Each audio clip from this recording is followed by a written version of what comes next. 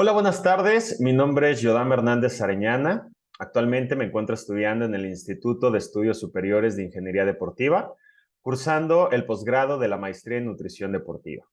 La asignatura es Sistema Neuroendocrino y Neuromuscular, a cargo del catedrático, el doctor Javier Eduardo Rojas Figueroa.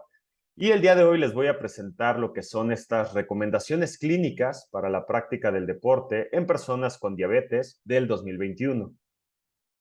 Nos vamos a dar inicio justamente a este tema que les tengo preparados el día de hoy. Sin duda, la práctica de la actividad física, el ejercicio y el deporte va creciendo de manera habitual. Cada vez hay más personas interesadas por mantenerse en movimiento, por cuidar su salud, y también las personas que tienen enfermedades crónico-degenerativas deben de contar con la asistencia de profesionales de la salud para garantizar la correcta realización de la misma. Es por eso de que en personas que tienen diabetes se debe de tener un control adecuado para que la persona pueda lograr tener un ajuste específico tanto en su tratamiento como en su alimentación, tomando en cuenta el tipo de deporte que se va a realizar. Entonces, va a ser muy importante que las personas realicen una evaluación previa a la práctica deportiva, así como una serie de consideraciones que se deben de tener en cuenta en caso de tener algún tipo de comorbilidades asociadas, así como el deporte en particular que se va a llevar a cabo. En 2015, el Grupo de Trabajo de Diabetes mellitus de la Sociedad Española de Endocrinología y Nutrición elaboró las recomendaciones clínicas para la práctica del deporte en personas con diabetes mellitus, conocida como la Guía REC. El propósito de esta es orientar a los profesionales de la salud en brindar una asistencia a las personas que realizan deporte con esta enfermedad. El primer punto del que vamos a platicar son los efectos sobre el control glucémico de los diferentes tipos de ejercicio. Entonces, el ejercicio incrementa la capacidad muscular de la glucosa, tanto mejorando la sensibilidad a la insulina como de una manera independiente a esta. Y existen diferentes factores que van a influir en el mantenimiento a mediano y largo plazo del control glucémico, como por ejemplo el tipo de ejercicio, la intensidad, el volumen y la persistencia en el tiempo. Los efectos en este caso del entrenamiento, por ejemplo, si lo asociamos a la cuestión de la intensidad, debemos de platicar de algunos detalles en específico, como por ejemplo, que la intensidad del ejercicio se suele definir como el consumo de oxígeno por parte del músculo. Y a nivel de los usuarios, este se suele utilizar a través del porcentaje de la frecuencia cardíaca máxima, donde si la intensidad es leve, el porcentaje de frecuencia cardíaca máxima es menos del 40 al 50%, si es moderada va a estar entre el 50 y 70%, y si es alta, aproximadamente a más del 70-80%. Entonces, van a existir diferentes beneficios al realizar ejercicio, tanto de manera aeróbica como en este caso de resistencia. Y la primera parte tiene que ver con la diabetes mellitus tipo 2.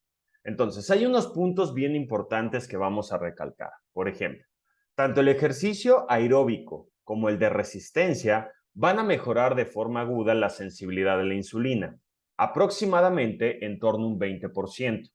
Pero este efecto va a desaparecer pasando las 48 a las 72 horas. La siguiente. Cualquiera de los dos regímenes del entrenamiento que se realizan de forma regular van a aumentar precisamente esta sensibilidad a la insulina a más del 40%, donde incluso se van a ver mejorados los niveles de hemoglobina glucosilada entre 0.4 y 0.5%. Pero ¿qué pasa si nosotros hacemos una combinación de ambos tipos de ejercicio, tanto aeróbico como de resistencia? Los resultados van a mejorar la sensibilidad de la insulina cercana al 70% y va a existir una reducción de los niveles de hemoglobina glucosilada en torno a un 0.9%. ¿Sí? La mejoría de la sensibilidad a la insulina y el descenso de la hemoglobina glucosilada van a depender directamente de la intensidad del ejercicio. A mayor intensidad, mayor beneficio, pero hay que tener ciertas consideraciones. Un plan de entrenamiento basado en el famoso HIIT obtiene beneficios similares al entrenamiento aeróbico continuo de una intensidad moderada, una reducción del 40% en el tiempo invertido, Estamos hablando que si la persona hace 2 horas y media a la semana a 1 hora y media, y esto con un menor volumen de trabajo. Entonces va a ser importante en esta cuestión. La siguiente parte tiene que ver con la diabetes mellitus tipo 1. Y aquí tenemos diferentes efectos. Por ejemplo, podemos ver que el efecto a corto plazo sobre la glucemia plasmática va a depender del tipo de ejercicio, los niveles circulantes de la insulina, la glucemia y las ingestas previas que se tengan, así como el estrés asociado a la práctica del deporte.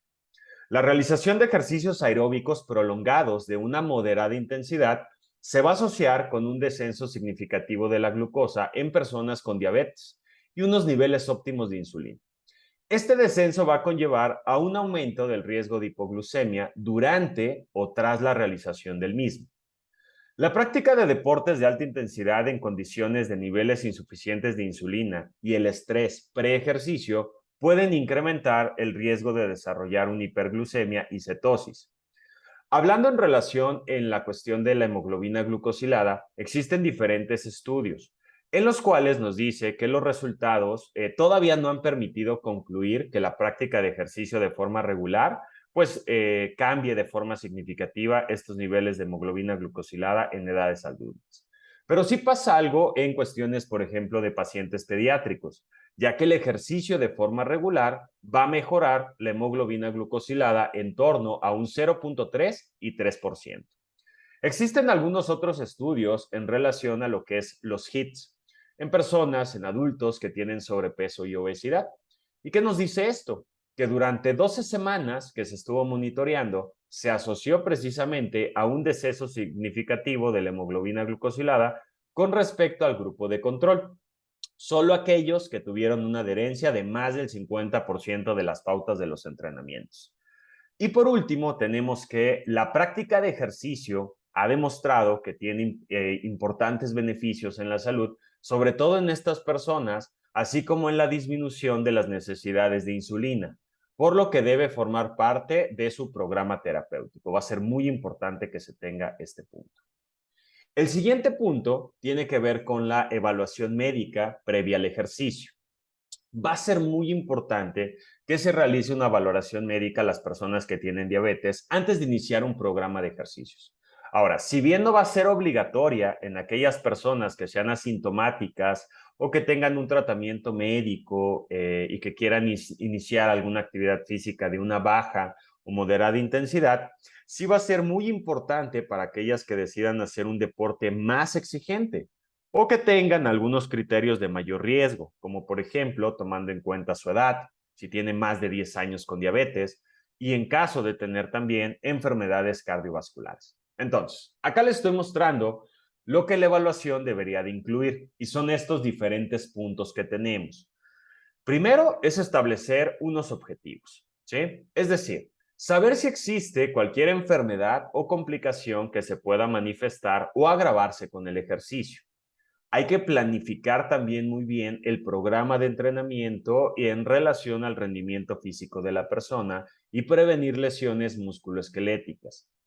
El segundo punto importante tiene que ser el plan de cuidado de la diabetes. Va a ser muy importante que la persona tenga un control de glucosa en sangre, una frecuencia en monitorear las cifras que tenga y en caso de tener algún tipo de alteraciones, pues evitar hacer este tipo de actividad física. Debemos también de cuidar mucho la terapia con insulina. Se deben de dar recomendaciones para que reconozcan y tengan un tratamiento si es que se presenta algún tipo de hipoglucemia.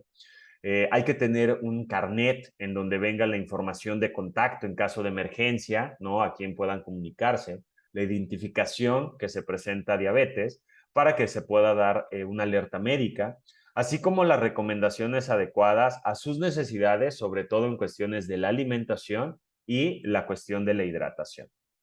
Hay que hacer también un examen médico pre-ejercicio, ¿sí? El médico debe determinar cuáles son aquellas limitaciones o restricciones para la práctica de ejercicio en aquellos deportistas que tengan algún tipo de complicaciones relacionadas a la diabetes. Entonces, va a ser clave que se realice este examen médico previo, ¿sí? Aquellos que presenten alguna enfermedad cardiovascular o complicaciones microvasculares, pues se deben de someter a esta valoración y va a ser importante que el médico pues realice una serie de evaluaciones que se tengan que llevar a cabo. En cuanto a las exploraciones especiales, podemos encontrar que se encuentran las pruebas de esfuerzo para la prescripción del ejercicio.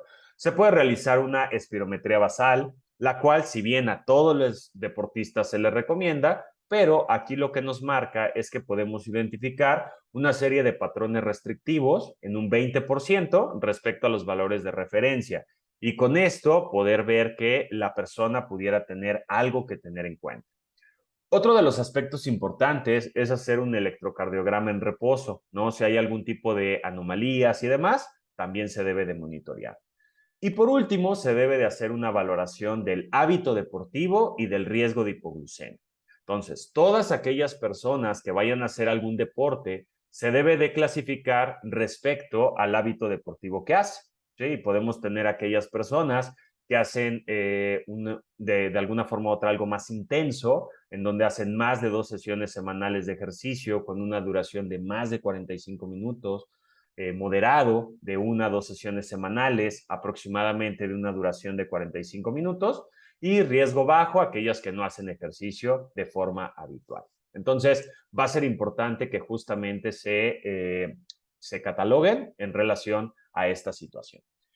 En la siguiente tabla pueden ustedes aquí identificar lo que son una serie de complicaciones, recomendaciones, contraindicaciones y precauciones importantes que se deben de monitorear.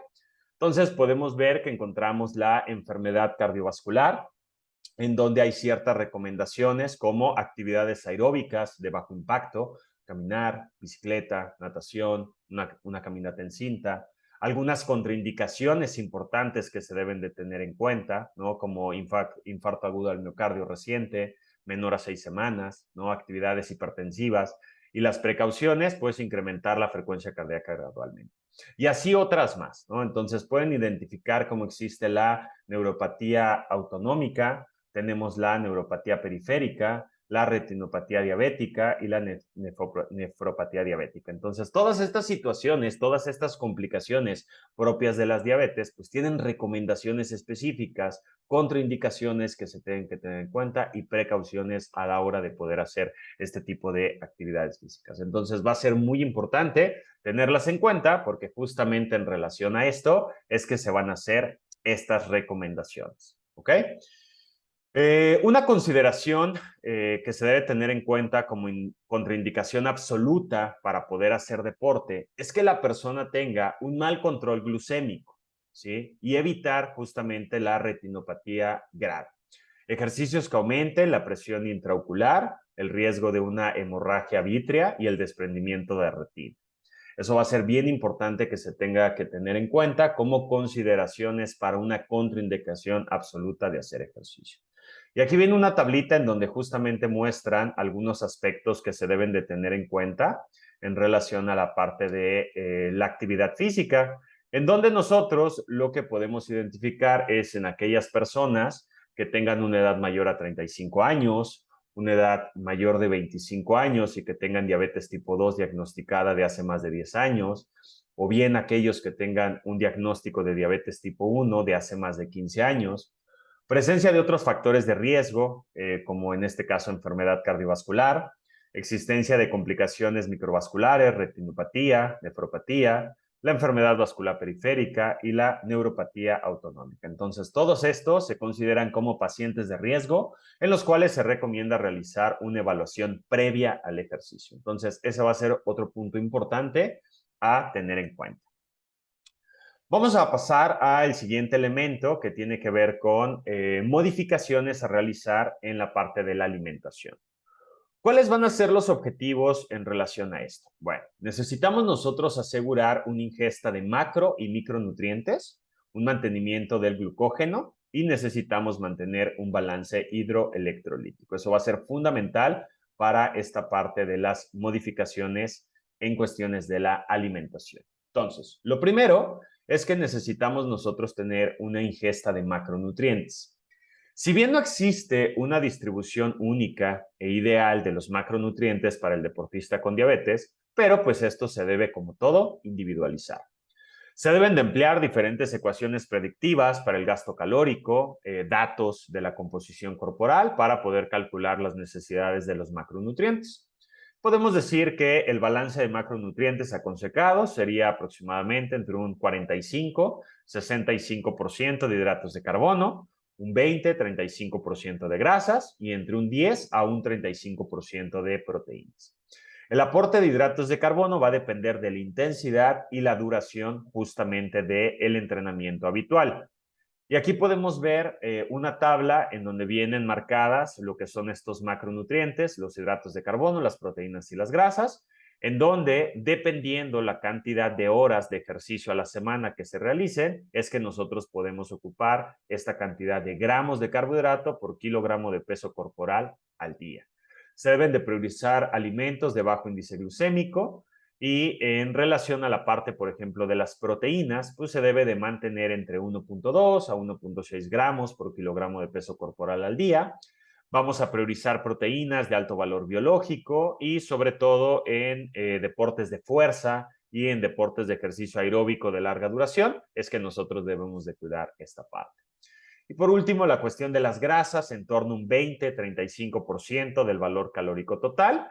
Y aquí sería entonces en donde nosotros vamos a poder identificar cómo se deberían de manejar los macronutrientes.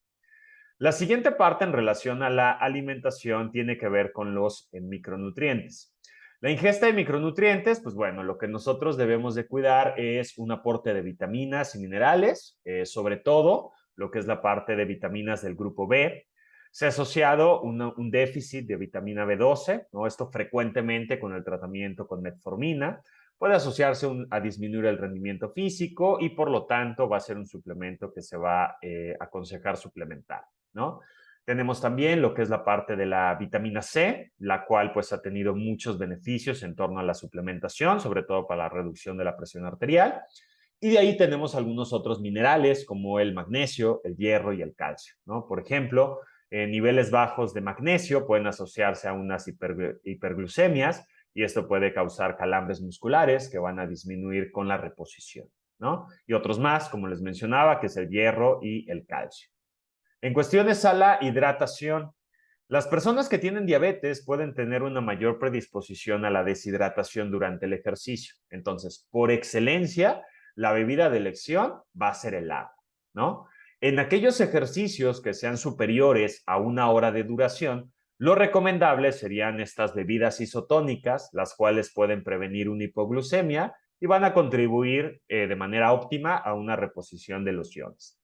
Entonces, se recomienda que nosotros lo que busquemos sea aproximadamente una ingesta hídrica de 1 litro por hora. Entonces, eso sería sumamente importante. Al finalizar el ejercicio, lo que nosotros debemos de cuidar es que si la glicemia es inferior a los 120 miligramos sobre decilitro, lo recomendable sería ingerir entre 15 a 20 gramos de hidratos de carbono de lenta absorción. En deportistas, en este caso de competición, debemos de asegurar una reposición de glucógeno tomando entre 1 a 1.5 gramos por kilogramo de peso corporal en las primeras 2 horas post ejercicio. Entonces, eso va a ser sumamente importante. De ahí, otras siguientes pautas que se manejan tiene que ver en torno a los productos disponibles en el mercado, a las ayudas ergogénicas y algunos otros aspectos asociados a los trastornos de la conducta alimentaria. Entonces, en relación a los productos disponibles en el mercado, las bebidas isotónicas son útiles en ejercicios superiores a los 60 minutos. Hay que evitar bebidas refrescantes y bebidas energéticas. Y otras de las bebidas que se pueden llegar a ocupar son estas bebidas lácteas, las cuales van a ser útiles para la recuperación y la prevención de las hipoglucemias tardías. Pueden emplearse algún tipo de geles o pastillas de glucosa, barritas para deportistas o un concentrado de carbohidratos en polvo.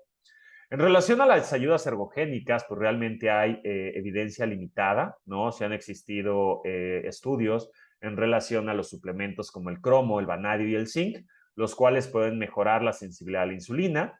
En relación a la creatina, en este caso, pues va a incluir añadir hidratos de carbono, por lo que pudiera ser necesario realizar algún ajuste en el tratamiento.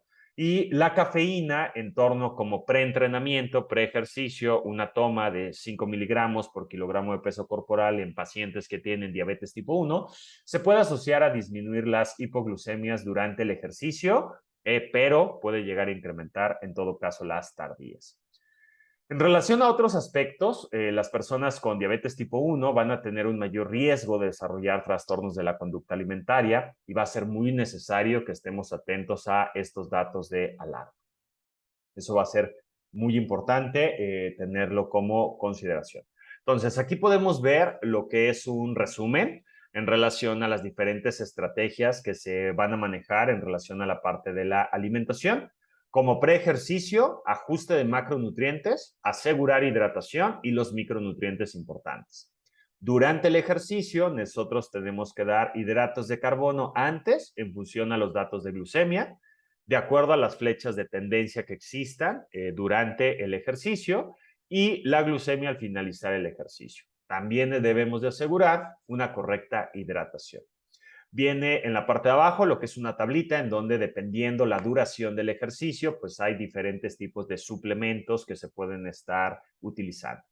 Y por último, en el post-ejercicio, si la glucemia es menor a 120 miligramos sobre decilitro, viene la recomendación de tomar de 15 a 20 gramos de hidratos de carbono de absorción lenta en deportistas de competición y sobre todo asegurar la hidratación. Entonces, si se dan cuenta, la hidratación va a ser un pilar importante que se debe de ajustar en torno a las cuestiones de la alimentación en personas que tienen diabetes.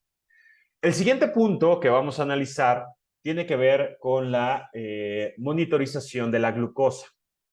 Esto va a ser muy importante que nosotros lo tengamos en cuenta. Actualmente existen estos sistemas de monitorización intersticial de glucosa, los cuales van a ser una herramienta muy útil, sobre todo para mantener los niveles de glucosa en un rango objetivo durante la realización del ejercicio, aunque tienen algunas limitaciones, ya que los sensores necesitan aproximadamente de 10 a 15 minutos para equilibrar estos valores de glucosa. Entonces, se sugiere realizar ajustes con esta monitorización continua o a través de los flash de glucosa como preparación previa, durante y tras el ejercicio.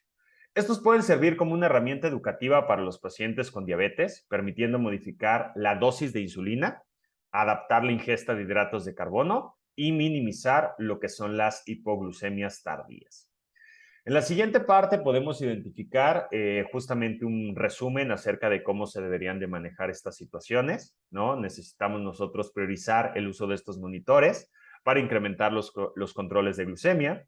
Vienen algunas instrucciones directas del fabricante y existen una serie de recomendaciones. Entonces va a ser muy importante que se lleguen a utilizar alarmas, sobre todo alarmas cuando existe una hipoglucemia en torno a los 100 miligramos sobre decilitro o una hiperglucemia mayor a 180 miligramos sobre decilitro.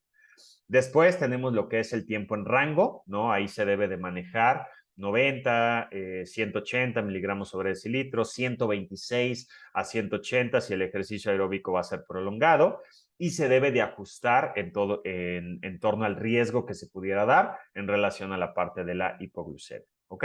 Y por último, tenemos que 90 minutos post ejercicio se debería de mantener entre 80 y 180 miligramos sobre decilitro, y si es bajo, pues tendríamos un riesgo en todo caso de hipoglucemia. Entonces necesitamos nosotros estar checando la glucemia 15, 30 minutos y valorar justamente modificar este tipo de alarmas, lo cual va a ser de gran ayuda el tener justamente esta herramienta como aliado. Vamos a pasar a revisar lo que son las diferentes estratégicas terapéuticas que se llegan a existir. Se manejan diferentes métodos en torno a lo que se debería de estar ocupando. Entonces, el tratamiento con insulina más frecuente utilizado va a ser el de inyecciones subcutáneas múltiples. Entonces, va a ser importante que se tenga que adaptar el perfil de acción en torno a la actividad física que se esté realizando. Eso va a ser bien importante. Entonces, existen algunas recomendaciones, pero siempre se debe de estar individualizando todo esto para poder evitar diferentes alteraciones que se puedan presentar asociadas a la práctica deportiva y la actividad física.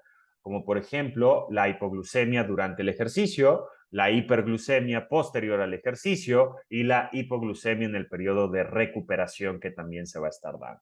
Entonces, este tipo de estrategias va a ser algo que nos va a ayudar. Entonces, tanto la intensidad, la duración, tipo de ejercicio y la correspondiente respuesta que tenga la persona metabólica al mismo, pues en todo caso deben de estar predeterminados, o sea, ya se debe de tener un conocimiento previo para que en base a esto se puedan realizar ajustes específicos de la dosis de insulina. Cada vez tenemos que el uso generalizado de estos sistemas de monitoreo pues van a permitir que las personas pues puedan tener justamente estas predicciones de su tendencia y que puedan tomar decisiones en relación a los ajustes que se tienen.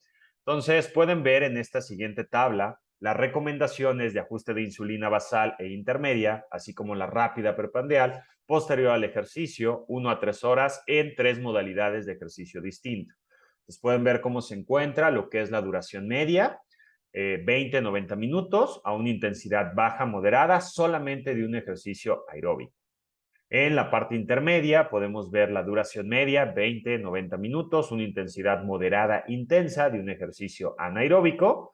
Y por último podemos ver esta duración larga de más de 2 horas con una intensidad baja, ¿no? Que sería sobre todo un estímulo aeróbico. Entonces pueden ver abajo cómo se van moviendo las diferentes flechas de tendencia y tenemos lo que es la basal previa. Después tenemos la prepandrial posterior, ¿no? Con las tendencias y los ajustes que se deberían de hacer y la basal posterior. Entonces va a ser bien importante que con esta información se puedan tomar decisiones efectivas para poder hacer todos estos tipos de ajustes.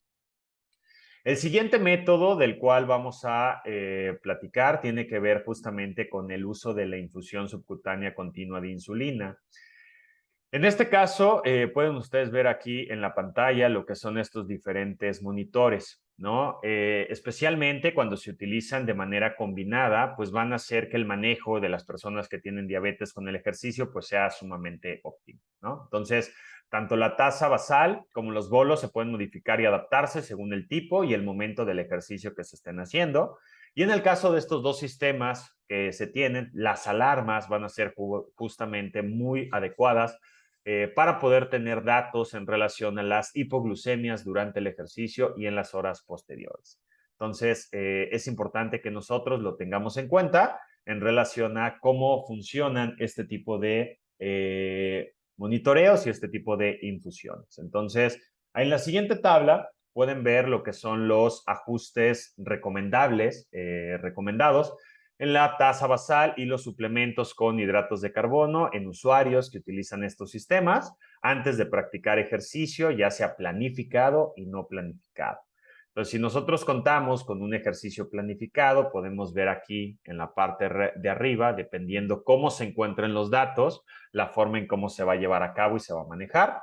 Si la persona pues no tiene como tal un ejercicio planificado, pues también va a haber ciertas consideraciones muy importantes que se deben de tener en cuenta para poder hacer todos estos ajustes con la información que nosotros tenemos acá. Entonces va a ser muy, muy importante que entre más datos nosotros tengamos, pues se van a poder hacer ajustes todavía más específicos.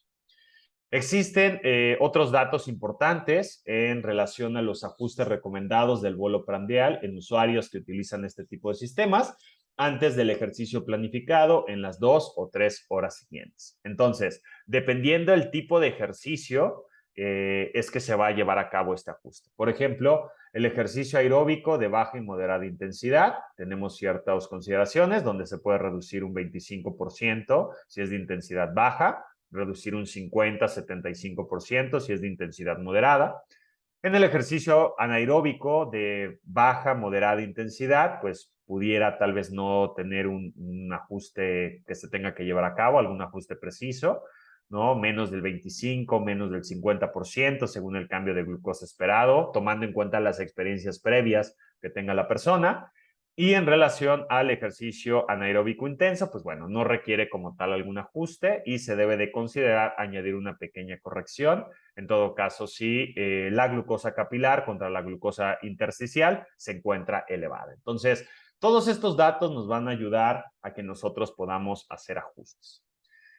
De ahí vamos a ver la siguiente parte que tiene que ver con el ajuste de fármacos no insulínicos. Entonces, la complicación metabólica más frecuente que puede aparecer sobre todo en pacientes que tienen diabetes tipo 2 va a ser la práctica de ejercicio físico con una hipoglucemia. La hipoglucemia va a ser esta complicación metabólica que más frecuente se puede llegar a dar. Aunque en la ausencia del tratamiento con insulina, pues esta aparición va a ser poco frecuente. Entonces, el riesgo de la hipoglucemia va a depender justamente con el mecanismo de acción de los fármacos. Entonces, aquellos fármacos no insulínicos que presentan un mayor riesgo de hipoglucemia son los que van a aumentar la secreción endógena de insulina, en donde pueden ver que existen dos. Los fármacos que están en el grupo de los sulfonilurias y las glinidas. Mientras que en aquellos fármacos que no aumentan la secreción de insulina, no suelen presentar un incremento del riesgo de hipoglucemia, ¿sí? Aunque pues el riesgo global realmente suele ser bajo. Entonces podemos ver aquí en la tabla cómo estos dos fármacos, que son las sulfonilurias y las glinidas, van a ser fármacos que se asocian con un mayor riesgo de hipoglucemia, ¿sí? En relación a la parte del ejercicio, sobre todo si son ejercicios intensos y de larga duración de más de 60 minutos.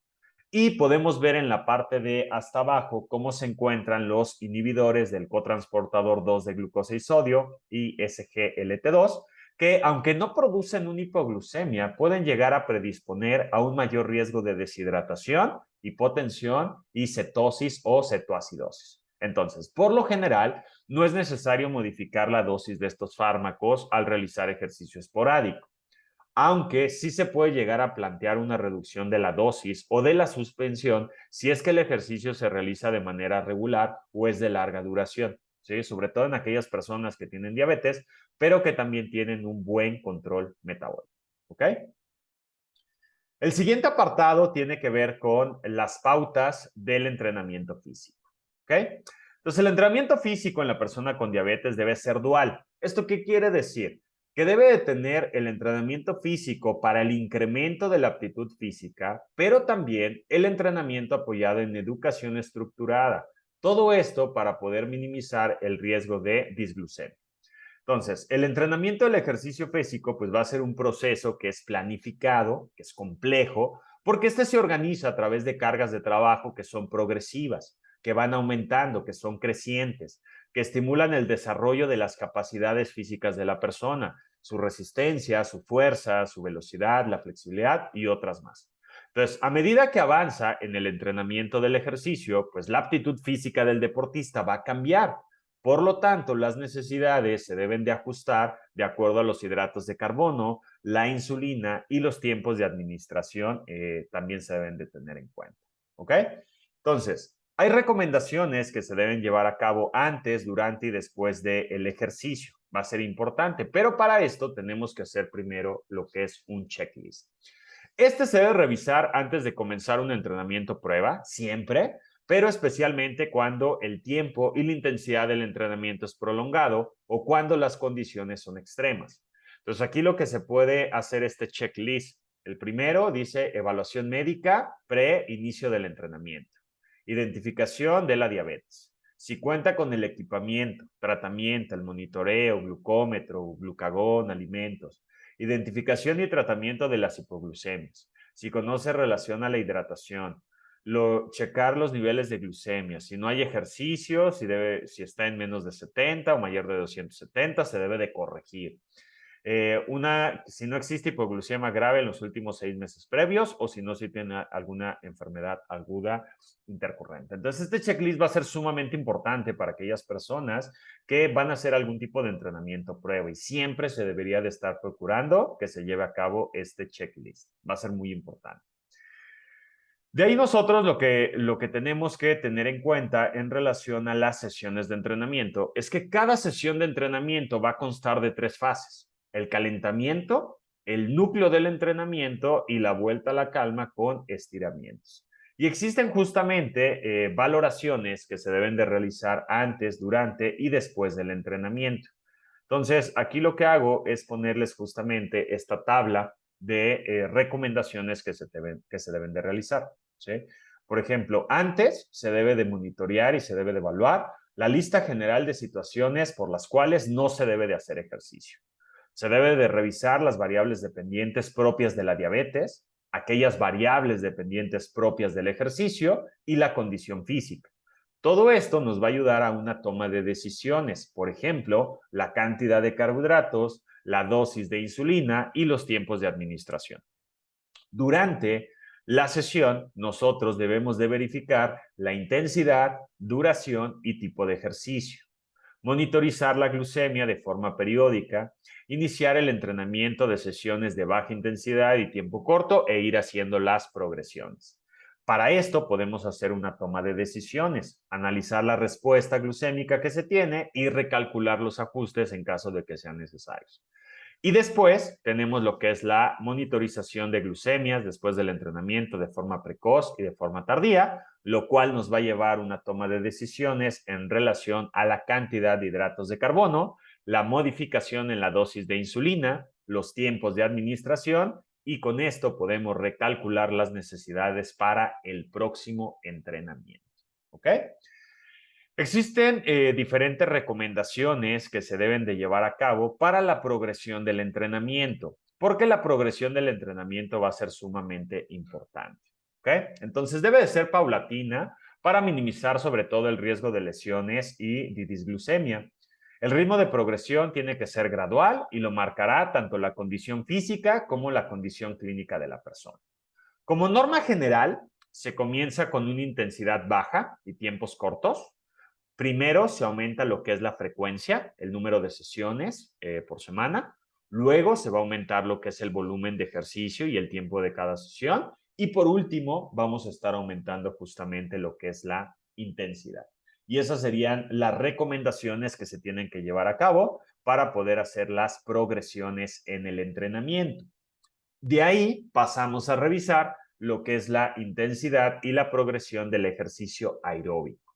Entonces, se debe de iniciar con ejercicios cortos y de baja intensidad. Por ejemplo, iniciar 1 a 2 sesiones a la semana de 20 a 40 minutos con una frecuencia cardíaca máxima menor al 40-50% de baja intensidad durante 2 a 6 semanas. Se debe de respetar el ciclo de entrenamiento de cada sesión, es decir, los 3 bloques: el calentamiento, el núcleo y el estiramiento. Y las normas de progresión que decíamos que es frecuencia, tiempo y la intensidad. El objetivo final del entrenamiento es el mismo que marca la Organización Mundial de la Salud. Mínimo 150 minutos por semana, de una intensidad moderada o intensa, 3 días a la semana, sin que existan más de 2 días consecutivos sin actividad física. Los ejercicios de duración más corta, pero de una intensidad más vigorosa, o el entrenamiento de intervalos de alta intensidad, mínimo de unos 75 minutos por semana. Entonces, los beneficios van a ser mayores si se combinan los ejercicios aeróbicos con los ejercicios de fuerza muscular.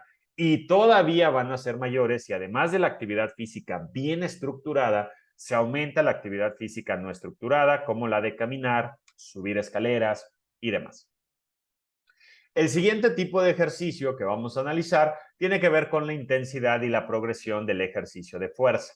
Entonces, deben de coordinar los ciclos de inspiración y expiración con cada uno de los movimientos musculares, evitar el valsalva y realizar un correcto control de la presión arterial. Entonces, cada sesión de entrenamiento va a constar de varios ejercicios de diferentes regiones musculares que se estén trabajando. Estas van a tener varias series, varias repeticiones, con periodos de descanso entre 1 a 2 minutos entre cada una de las series. El inicio debe de hacerse de baja intensidad y tiempos cortos, que aquí en esta modalidad equivale a comenzar con ejercicios de adaptación con muy poco o nulo peso. Puede ser incluso la autocarga. El entrenamiento debe de progresar despacio, en donde primero vamos a aumentar los pesos y luego se va a aumentar el número de repeticiones. Mínimo la persona tiene que hacer unas 2 sesiones por semana, preferible 3 días no consecutivos, en donde se estén intercalando con ejercicios aeróbicos aquellos días donde se descanse la fuerza. Y el objetivo final es justamente en relación a la parte de la intensidad. En ausencia de algún tipo de contraindicación, debemos de llegar a un 75-80% de la frecuencia cardíaca máxima. Por ejemplo, se debe de progresar en 6 meses hasta 3 repeticiones semanales, 8 a 10 ejercicios con 8 a 10 repeticiones realizadas entre un 75 a un 80% de la frecuencia cardíaca máxima. Se deben de incorporar ejercicios de equilibrio. El equilibrio va a ser sumamente importante, los cuales mejoran la marcha, previenen caídas y aquí podemos manejar, por ejemplo, el tai chi o el yoga, que combinan tanto la flexibilidad, el equilibrio y la resistencia. ¿Ok?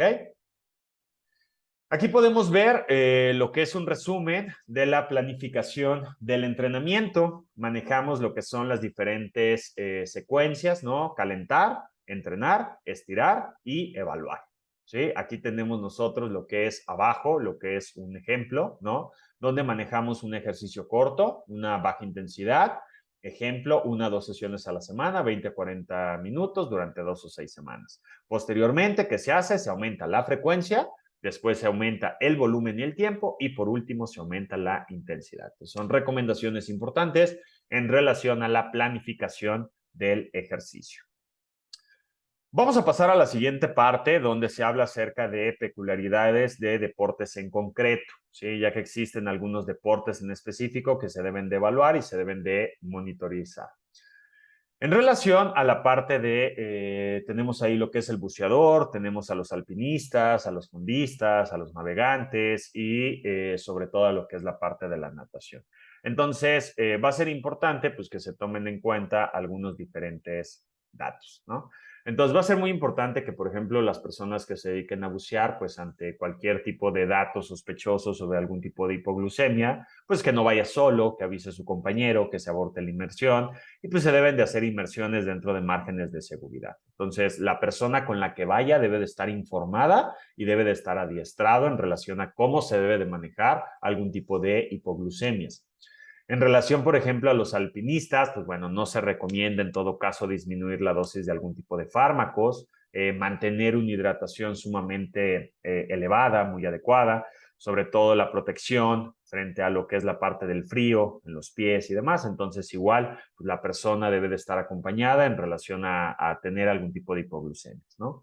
Los fondistas pueden llegar a tener una reducción preventiva de las dosis de hipoglucemiantes, ¿no? Una adecuada hidratación sumamente importante, los suplementos, los autoanálisis, todo esto para poder prevenir lo que es un golpe de calor. Los navegantes, pues lo que se recomienda es que no vayan solos y que siempre estén acompañados de alguien cuando hagan este tipo de deportes, que tengan algún tipo de suplementos a la mano, así como su autoanálisis cada hora. Sería muy importante. Y por último, los nadadores, partiendo de una cifra de glucemia mayor a 180 miligramos sobre decilitro, ante un tipo de sospecha de hipoglucemia, pues se debe de interrumpir el ejercicio por completo y se puede llegar a utilizar algún tipo de suplementos, como por ejemplo llevar geles en el bañador y en todo caso, pues salir del agua en caso de que se llegara a sentir mal.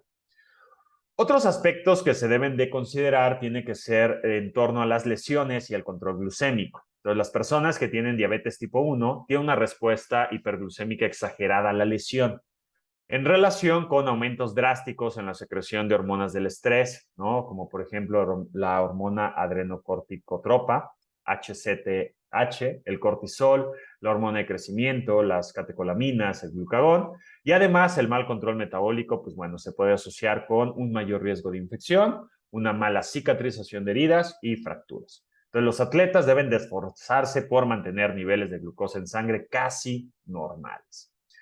Llegando casi a la parte final de lo que vamos a revisar en esta guía de recomendaciones, tenemos lo que es el ejercicio en adolescentes con diabetes tipo 1. Entonces, el ejercicio como tal puede mejorar lo que es el control glucémico, el control lipídico, la aptitud física, la calidad de vida tanto en niños como en adolescentes. Además, también esto va a permitir reducir la dosis total de insulina. El soporte familiar va a ser clave durante el estilo de vida para que ellos se encuentren activos y pues tanto la parte de sus padres como ellos mismos pues deben de participar en torno a este equipo multidisciplinario para que puedan tener mejores beneficios. Entonces, se debe de ajustar lo que es la dosis de insulina de acuerdo a la intensidad y a la duración del ejercicio, adaptar el aporte de hidratos de carbono al peso del adolescente o de los niños, establecer alertas tanto para la hipo o la hiperglucemia en rangos en torno a los 100 a los 180 miligramos sobre decilitro o de manera individualizada y se debe de favorecer el uso de monitorización remota a través de estas aplicaciones móviles. Y eso sería en relación a la parte de los adolescentes. Entonces, toda esta guía nos permite que nosotros podamos identificar en relación a una enfermedad cómo se debería de hacer el manejo multidisciplinario con diferentes elementos, tanto del médico, del nutriólogo, del entrenador, para que la persona pueda hacer una actividad física saludable.